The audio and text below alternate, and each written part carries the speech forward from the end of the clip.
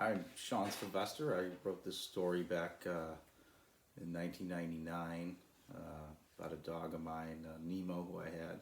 I wrote it when I was in college, at Lemoyne College, under with my creative writing professor, Dr. David Lloyd, who's still there. And I always thought I'd publish it someday. It's a children's story that I had my own two children, Jude and Leo,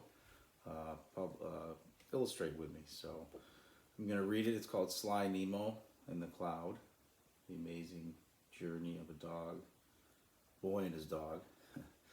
I hope you enjoy it. It hadn't been very far on their journey when Sly and Nemo stopped to have a drink of water out of Sly's canteen. First he took a little gulp, and then he poured some out into his hand for Nemo to lap up. Sly almost poured all the water out for Nemo. Dogs get really thirsty, you know.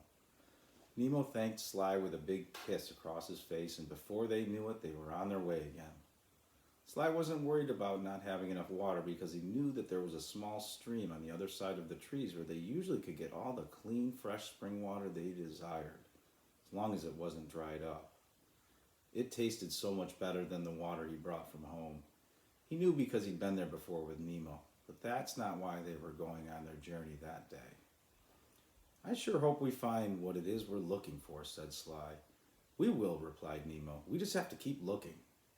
They kept looking and looking, but they still couldn't find what it was they were looking for. Sly was beginning to doubt himself. He didn't really know what it was they were looking for anymore. He thought that maybe they didn't even know what it was they were looking for to begin with. But Nemo never doubted even for a second. He kept telling Sly that they would find it and they just had to keep on looking. They finally reached the other side of the trees where the stream was, and they each drank all the water they desired. It was very strange because Sly stopped worrying about what it was they were looking for anymore. He filled up his canteen and just sat there on the stream's bank and waited for Nemo to finish drinking. After a while, Nemo had all the water that he could. Sly was sure that Nemo would have completely drank the entire stream, but for some reason, the water in the stream was just as high as it was when they got there. I can't believe it, Nemo, shouted Sly. You drank more water this time than you did last time, but the stream is still going as high. This is amazing. We could stay here forever and have all the water we want. But we already have all the water we want, Sly, said Nemo. Yeah, but now we could have even more, exclaimed Sly. It can be all ours. All we have to do is live here from now on. We could build a house over there, and we could make swings, and we could catch fish and animals to eat, and we could take baths in the stream, and we could make a kite out of my backpack. It would be wonderful. Nemo replied, but Sly, then we would have to cut down all these trees for wood, and we would have to take these animals' lives in order to eat them, and we would get the stream dirty if we took baths in it. Plus, what if the stream dried up someday? Impossible, Nemo, shouted Sly. Just look upstream. It goes on and on forever. It will never dry up. Well, it has to begin somewhere, said Nemo. Sly knew that Nemo was right. He stared up the stream as far as his eyes would let him until only pure imagination could tell the difference between the sky and the stream. It was then that he truly knew something, but he couldn't quite understand what it was that he knew. He grabbed his canteen and put it in his backpack, and they began walking upstream along the bank. Sly wanted to find what it was they were looking for all along. He wanted to find the beginning of the stream. They kept on walking, and not once did they look back. He knew that they didn't have to look back to see how far they had actually come. Occasionally, they would slow down to get a drink and refill the canteen with water, but they never stopped. They walked at the pace of the sun because they both knew that they would be too afraid to go on if it got dark out. They made sure not to go too fast either, because then they would have to wait for the sun to catch back up with them. Nobody knows how far they walked, not even them. But they know that they walked as far as they possibly could. Then all of a sudden it was right in front of them. If there was a better way to describe how it happened, then that's how it would have been described. But there really is no other way, because the true language needed to describe it does not consist of words. Sly and Nemo had reached the beginning of the stream. We made it, Nemo. What is it? Whispered Sly. I don't know, answered Nemo. Can't be what I think it is, said Sly. I've never seen one so low before. You two don't have to whisper like that. Besides, it's kind of rude. It's not as bad as talking behind my back, but it's still not good, said the cloud. She had a beautiful voice, the kind that everyone dreams of hearing when they're having a story read to them before they go to sleep at night. I'm terribly sorry, said Sly. We didn't know you could hear us. Well then, would it make it okay for you to talk about me behind my back even if I can't hear you, said the cloud. Sometimes it's okay if I'm sharing your beauty. It's just that we've never seen a real cloud before. I mean, we've never seen one down so low that we were actually able to speak with her. It's very nice to meet you. My name is Sly and this is Nemo. What is your name? Asked Sly. Name? Inquired the cloud. I guess I don't have a name. Nobody ever gave me one. Where I come from, we just play and talk with each other. We know who everybody is without having to assign names. That's very different than it is down here, said Sly. Everyone down here is always calling everybody else names. I don't think I'd like it down here, said the cloud. Sometimes we don't like it either, but we have learned to love it. Maybe we could give you a name while you are here. We could give you a beautiful name, exclaimed Sly. How would you choose it, and why do I need one? Asked the cloud. Well, said Sly, you need a name because your friends down here need to know what to call you. Suppose another cloud was here. We would have to be able to tell the difference between the two of you. Your name wouldn't be who you are. It would just be the best way for someone else to describe who you are and how to address you. So, what shall Nemo and I call you? Maybe we could come up with your name by what it is that you do. We know that you come from way up high and that you rain. You are right about me coming from way up high, but I don't always rain like this too often. My tears only started this stream because I fell down here long ago, and I don't think I will ever be able to climb back up again. I am very tired, and I keep falling lower and lower. I am afraid that pretty soon I will cry myself into a stream and die. I'm sorry for being so sad. I don't mean to make you feel unhappy, sighed the cloud. You aren't making us unhappy, said Sly. You brought us this beautiful stream, and we followed it as far as we could to find what it was we were looking for, the beginning. We didn't think that we were ever going to find it, but we never gave up, and we kept on looking, and we found you. You are what we were looking for. If you die in the stream, then we will have lost everything that we spent our entire journey looking for. We are going to help you live. But how can you help me now? It's too late, I think, said the cloud hopelessly. Time doesn't exist when you believe in something, said Sly. Nemo and Sly didn't see it with their own eyes, but they knew that the cloud smiled. Her grayness disappeared into her puffy belly and she became light. Nemo sat up glowing. We will call you Sky Dreamer. That's where you're from, where you want to go, where you will live your dreams once again. Thank you oh so much, Sly and Nemo, my friends. It's the most beautiful name ever, she smiled. It had gotten so late that Sly and Nemo didn't even realize that the sun had passed over them a long time ago and now was coming back again. When they were talking to Sky Dreamer, they seemed to ignore their fears of the darkness, and for the first time in their lives they had entered into the nighttime in total peace. Usually they would be up at night worrying about future monsters and past goblins until they finally would fall asleep. But that night they didn't even remember falling asleep. Instead of hopelessly thinking about how to save themselves from those creatures, they were dreaming about ways to help their new friend find her way home. Sly got up and immediately noticed that Sky Dreamer was even lower than before, but she was still floating about 4 feet above the ground. She was still dropping very slowly though, maybe an inch or so every few hours. Sly and Nemo ran beneath her and began to hold her up so that she wouldn't sink any further. She was nice and cool to the touch. Sly raised his arms slightly above his head so his hair wouldn't get all soaked, Then he stuck out his leg a little to the side so that Nemo would be able to put his front paws on it in order to reach higher and help hold Skydreamer up with his nose. Skydreamer was very thankful for their help because it allowed her to be able to rest while they held her up. It made her so joyful that she couldn't hold back her tears, and Sly and Nemo got drenched.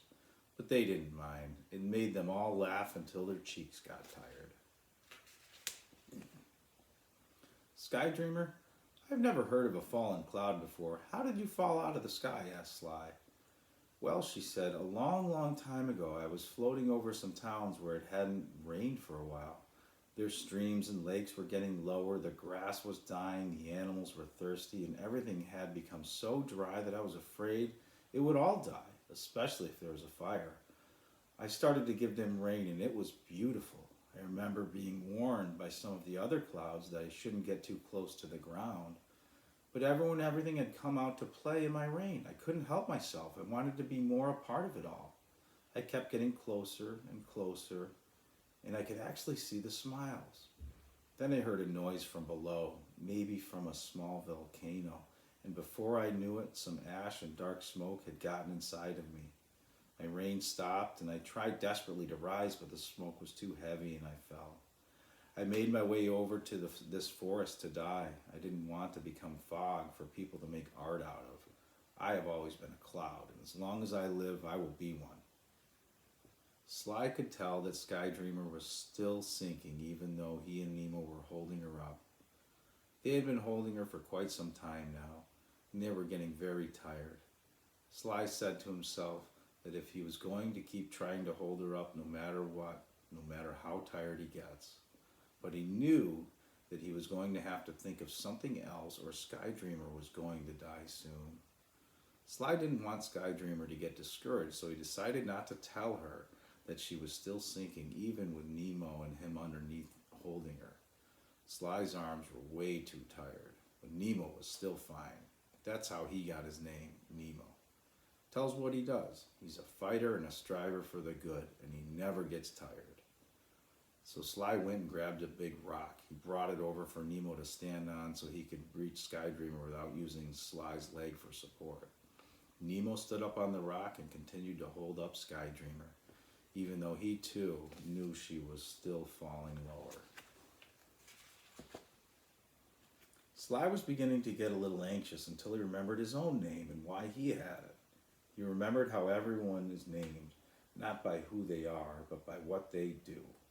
He was called Sly because he was clever. He began thinking about how he was going to get Skydreamer back home to the sky. He knew that all the smoke inside of her had already disappeared and washed away with her tears after she first fell down here. The only thing that was keeping her down was Skydreamer herself. She had the will to rise. She just didn't have the faith that she could do it. But as long as she had friends, she still had a chance. Sly understood that he didn't have the power to just send Skydreamer home to the sky. The power was hers and only hers. He kept walking back and forth, trying to think of different ways to save his friend, but every time he came up with an idea, there was always a sure reason for it to fail.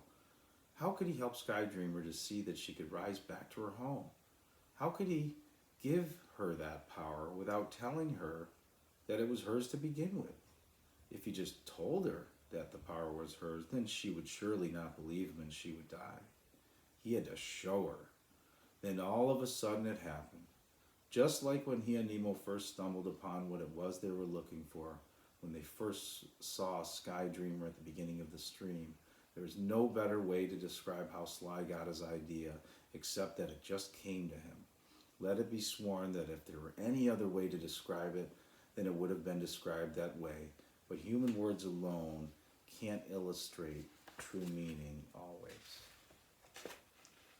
Before Sly went back to where Nemo was holding up Skydreamer with his nose, he had to get some things together first. He got his sweatshirt out of his backpack. He cut off the sleeves and he tore up along the side seam of the body part so it could be opened as big as a flag. Then he poked a bunch of tiny holes in and he attached it to 2 sticks. It looked like a giant open scroll. Then he went out to spread the word and gather a bunch of animals around to come and help his friend get back home. None of the other animals knew exactly what was going on, but they went anyway. Sly made it back to where Sky Dreamer was, and he noticed that Nemo didn't need the rock any longer to stand on to hold her up because she had fallen another foot and a half. Sly couldn't believe that he had been gone that long. He was going to have to hurry, but he was also going to have to make sure that his plan worked, or Sky Dreamer would be sure to die. "Where have you been?" asked Sky Dreamer. "Nemo and I were starting to think you were lost, but we didn't know where to look for you." "I was lost," said Sly, "but I don't think you would have been able to find me anyway. Usually if I keep looking long enough, I am bound to find whatever it is I'm looking for, even if it's myself. But it's a lot easier when you've got some friends to help you," said Sky Dreamer. "Exactly," replied Sly. "I found out how to get you back home in the sky." "Oh," sighed Sky Dreamer, "as much as I wish to, I don't think I'm ever going to be able to return home. I know you guys are trying to help me and hold me up longer so I can rest, but the truth is that I am still falling lower and lower. I am very sick from all the volcano ash and smoke. It's no use to try and save me now. Some things are just meant to be the way they are. It won't be much longer until I become a sourceless stream." "That's not true," exclaimed Sly. "Some things are meant to be the way they are, and that's why you're going back home. You are meant to be a cloud, Sky Dreamer." Sly reached down and grabbed the device he made with his sweatshirt and the two sticks. "Here," he said, "I can use this to filter out all the ash and smoke from your body." Then he lifted it up and started running back and forth underneath Sky Dreamer. "That tickles," she laughed. "But is it really working?" "It's absolutely working," Sly cheered. The cloth is turning completely dark and you are getting lighter and lighter. Just one more time through and it'll all be gone." "Oh my," Sky Dreamer said, "I can feel it. I can already tell the difference. I feel lighter and cleaner and healthier. I can't believe it. It's working. It's really working." "That's it. It's all gone," said Sly. He showed her the other side of the cloth so it looked like it had changed a much darker shade. She was smiling all right, but then she began to wonder how she was going to rise back up to the sky. She hadn't moved for so long that she wasn't sure if she could do it. "Don't worry," said Sly as if he read her mind. "I have brought a few other friends of yours who want to help too. They are all very grateful to you for bringing them rain all these years, and they want to help you find your way back home." Then out from behind all the trees and bushes came hundreds and hundreds of animals. There were all different kinds. There were foxes, frogs, squirrels, birds, snakes, turtles, deer, mice, ants, bears, raccoons, and even butterflies. There were some animals even Sly and Nemo had never seen before. They all huddled together underneath Sky Dreamer. I don't know what to say," said Sky Dreamer. "I got us all together to help you get home, Sky Dreamer," said Sly, looking up. "You are our friend, and we will miss your presence with us down here, but friends don't exist to our physical senses only. So whether you pass on into a stream or rise back up into a cloud, we will remember you no matter what as Sky Dreamer. But we aren't going to just sit here and watch you fall when we know that you can rise above and fly again." They all took a deep breath, and at the same time they closed their eyes and blew upwards and as hard and as long as they possibly could exhale. Nemo, Sly, and all the other animals. Sly knew that all the breaths in the world wouldn't be able to make Sky Dreamer rise again unless she believed that she could. And when Sly opened his eyes after his very last bit of wind, he saw that she had disappeared. He and Nemo both looked up at the fluffy white waters that roam the sky, and a teardrop made them laugh to themselves. She made it back home. She really made it. Sly picked up his things and he and Nemo headed home. They seemed to have found what it was they were looking for. And though they can't see Sky Dreamer anymore, they know she exists. Maybe one day she will be the one to hold them up above her head. The end. Well, that's the final page. I hope you enjoyed it. Thanks.